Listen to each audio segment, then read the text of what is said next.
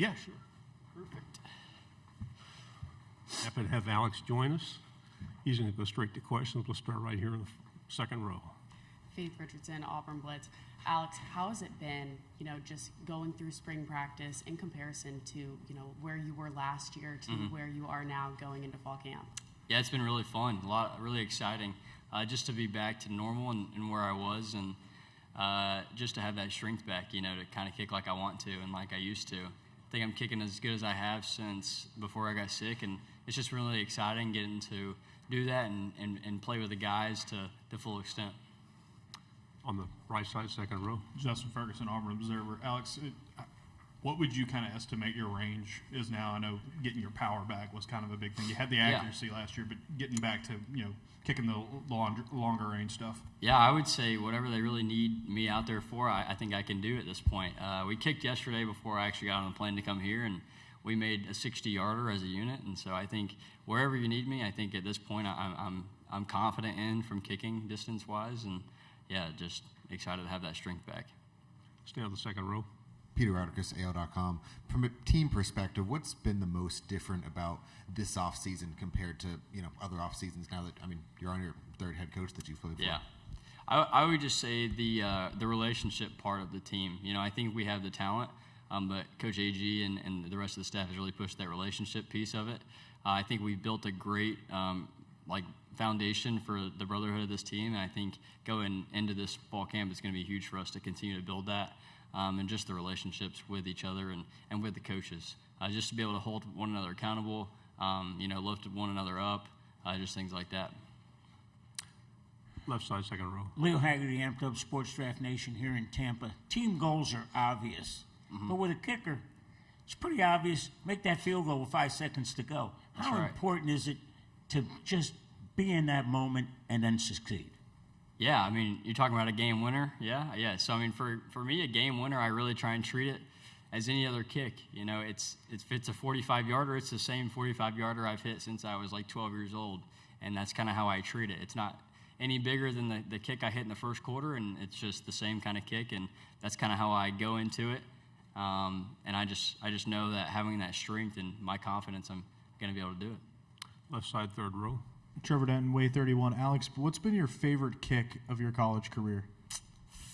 That's a tough question. I would say my favorite, I think the best kick I've had in my career was the 53-yarder against A&M in 2023. It was into the wind, which not a lot of people know, but that wind was howling.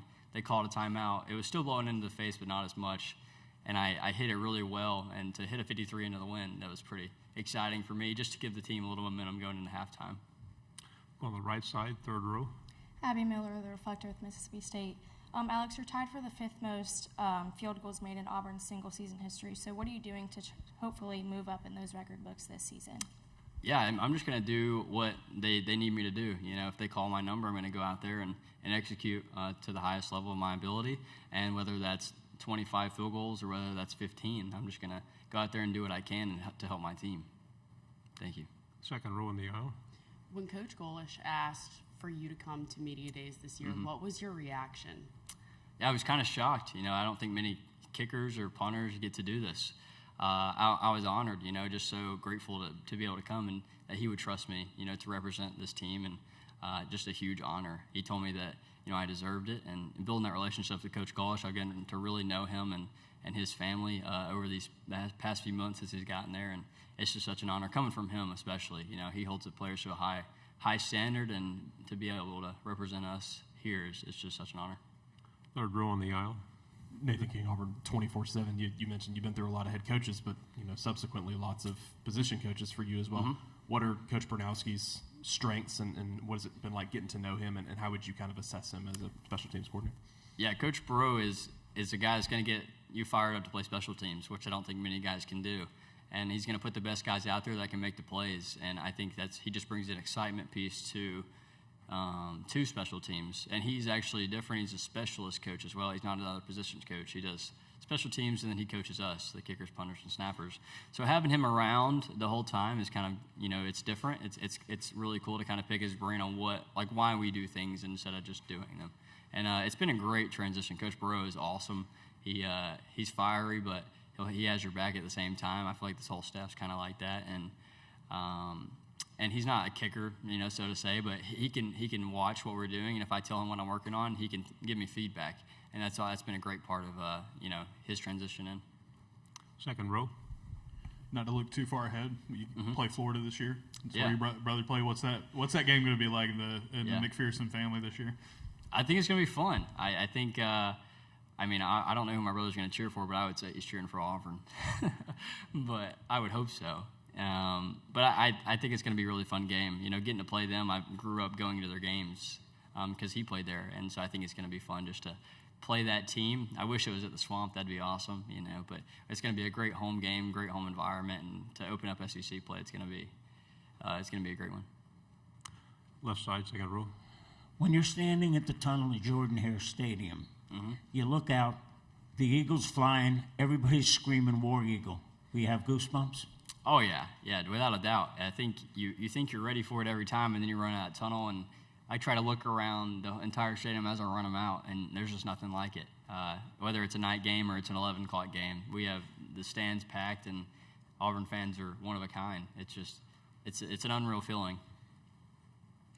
We have a few more minutes. Go ahead. Second row. Let's talk about having kind of that battery at field goal back, Hudson holding for you. You got familiarity at the snapper. Just how important is that for a kicker to have like guys that you've been with before and have that kind of chemistry?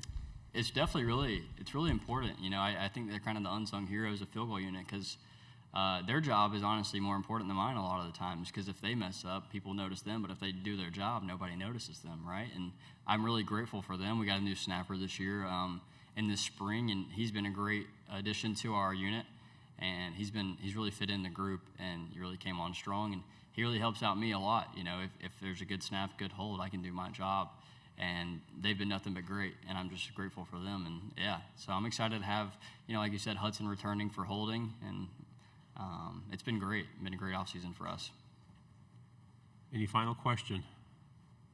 We have a good talker.